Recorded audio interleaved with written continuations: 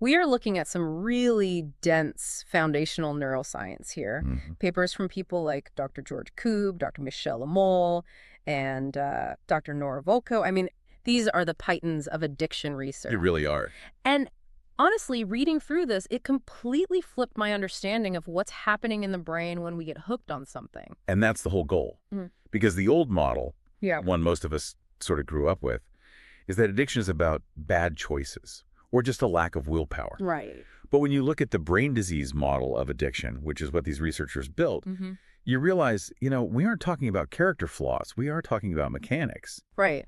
And specifically, the mechanics of survival. That was the part that really stuck with me. Yeah. The idea that the brain is trying to save you even when it's destroying you. Exactly. It's the brain rewiring its own survival instincts in real time. There is a specific line in the research that I think we need to start with. It's the hook for this entire conversation, and frankly, it's a little haunting. I know the one you mean. It says, at some point, it's not about feeling good. It's about feeling normal. That is the absolute crux of it. So help us make sense of that. Because from Yeah. the outside, looking at someone struggling with a substance or even a severe behavioral habit, it looks like they are chasing a party. It does. It looks like a pursuit of pleasure. But you're saying the science tells a completely different story. It does. And to understand why stopping is so much harder than just saying no, we have to talk about thermostats. Thermostats, okay, I'm with you. We need to talk about two concepts, homeostasis and allostasis. Now, you probably remember homeostasis from high school biology. Vaguely. That's the body keeping things balanced, right? Right. Think of your body temperature. You Mhm. hover around 98.6 degrees. If you go for a run and get hot, you sweat to cool down. Hmm. If you jump in a cold lake, you shiver to warm up. Your body has a set point, and it works very hard to keep you there. It's a cost-neutral, efficient system. Okay, so that's the standard operating procedure. We like homeostasis. It's comfortable. It is. But what happens when you introduce a massive chronic stressor? And in this context, we are talking about high-intensity inputs, like drugs or alcohol. So you're flooding the system. You are overwhelming it. Let's use that house analogy. Imagine your brain is a house, and homeostasis is the AC unit. It's designed to keep the house at a lovely 72 degrees. 72 degrees. Perfect. Now imagine you drag a bonfire into the living room. That's the drug. The heat is sudden, intense, and overwhelming. The EC unit kicks on, but it just can't compete. The system is failing. The system is overwhelmed. Yeah. And this is where the brain makes a critical, desperate decision. This is the shift to allostasis, which literally means stability through change. Stability through change. Right. That sounds paradoxical. It is. The researchers Koob and Lamole describe it as the body achieving stability, but outside the normal range. Okay. Back to our house. The brain realizes the AC is going to burn out if it keeps trying to get back to 72 degrees with the bonfire raging. Okay. So what does it do? It changes the thermostat. It changes the thermostat. It moves the dial. It says, okay, apparently we live in an inferno now.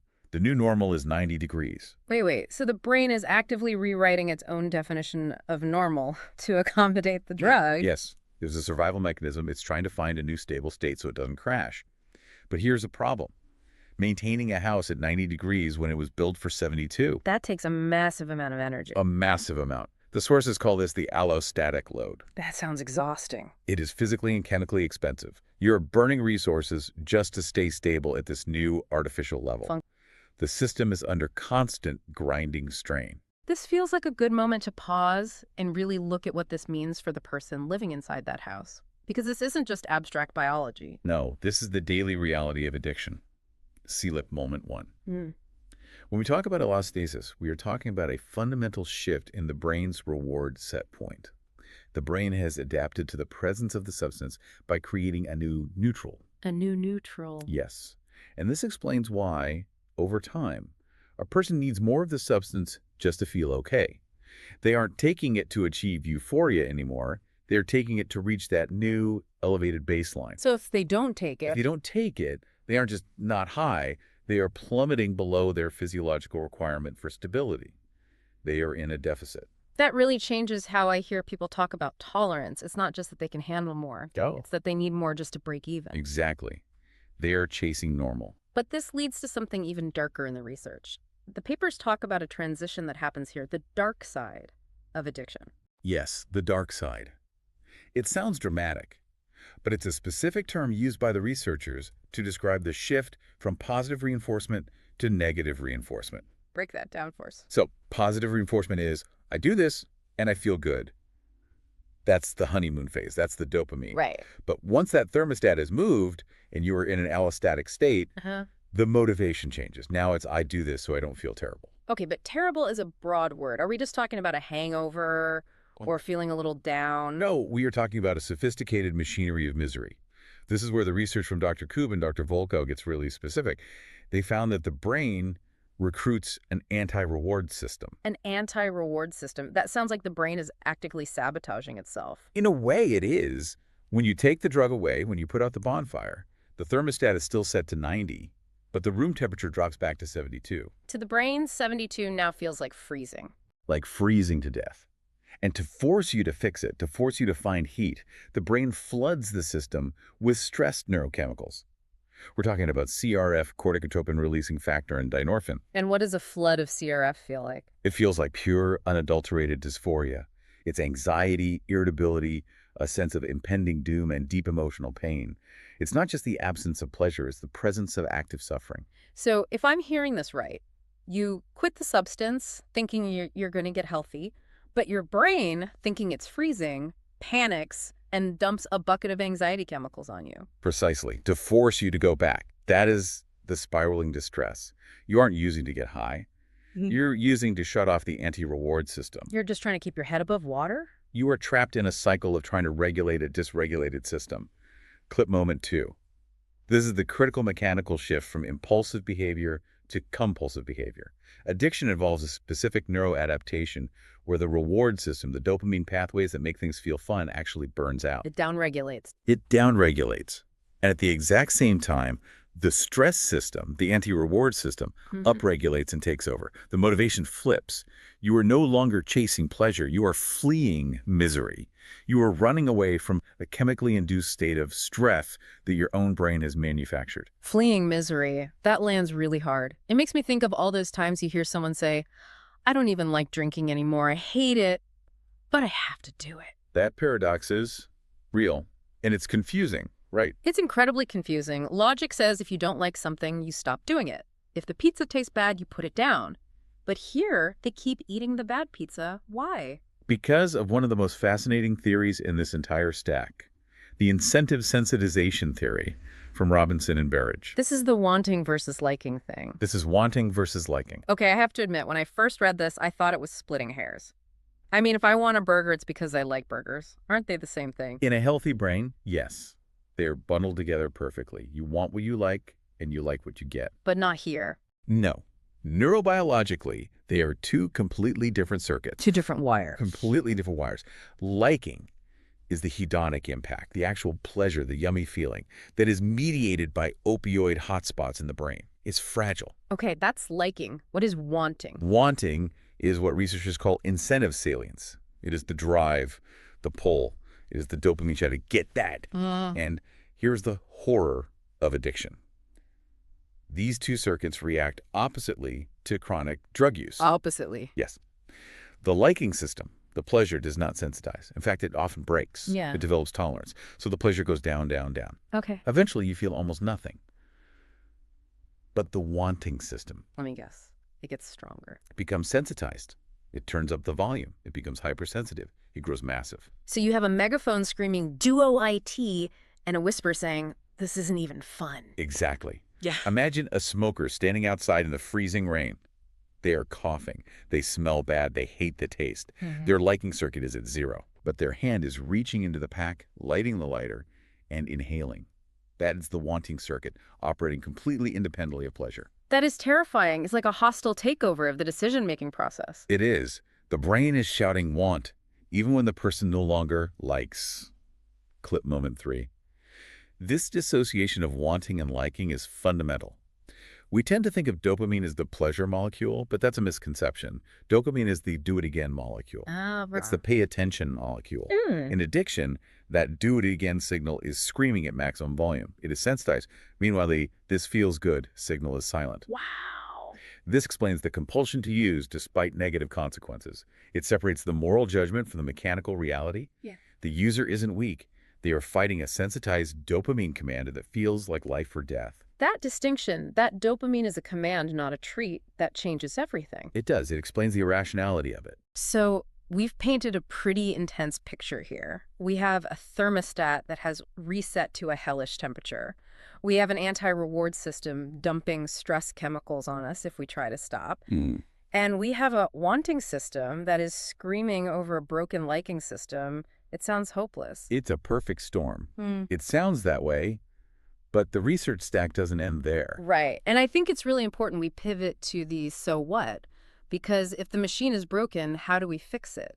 Right. And we have to be realistic. One of our sources, Dr. McClellan, compares relapse rates for addiction to those of asthma, hypertension, and diabetes. So it's a chronic condition. It's a chronic physiological issue. Yeah. You don't cure diabetes with a pep talk. You manage it. You support the system. Let's talk about baseline support. The papers discuss protracted abstinence, which is just a fancy way of saying the long haul after you quit. Exactly. The brain is fragile during this time. Remember, the thermostat is trying to drift back down from 90 to 72.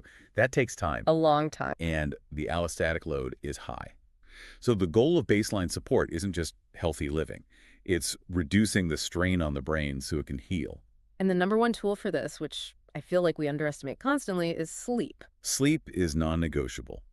But the sources mention that in early recovery, sleep is usually terrible, right? Yeah. It is. Insomnia is the classic symptom of that anti-reward stress system we talked about. You're wired and tired.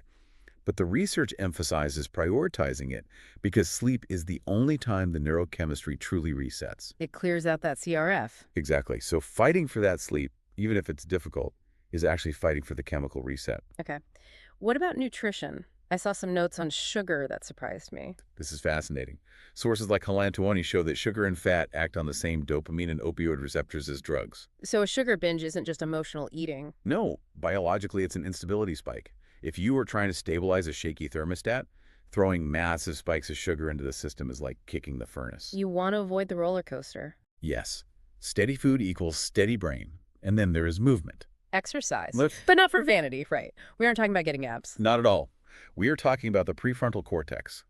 Citing evidence from Nishijima, exercise improves inhibitory control. That's the brakes. That's the brakes. The part of your brain that says stop is often weakened in addiction. Exercise essentially puts brake fluid back in the car. It helps you resist the cues.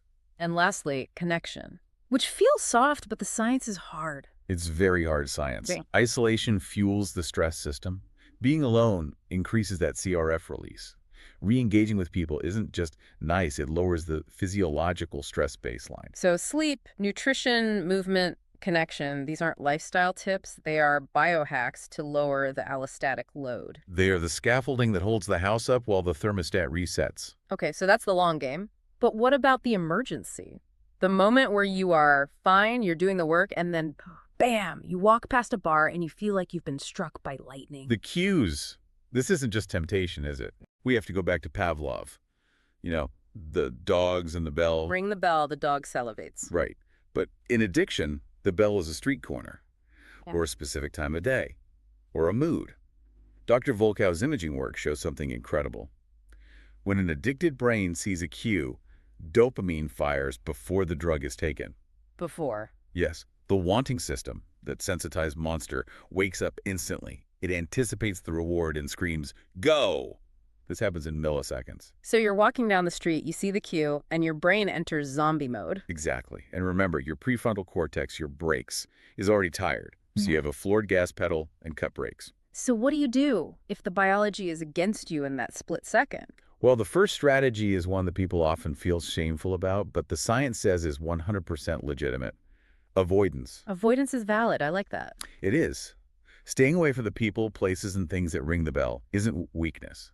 It is respecting the mechanics of your own brain. That's empowering. It frames it as strategy, not cowardice. But what if you can't avoid it? What if the cue is stress itself? Then we use cognitive reappraisal. This is a mindfulness technique, but think of it as detach and label. Walk us through that. When that wave of wanting hits, usually people panic. They think, I want this so bad I must do it.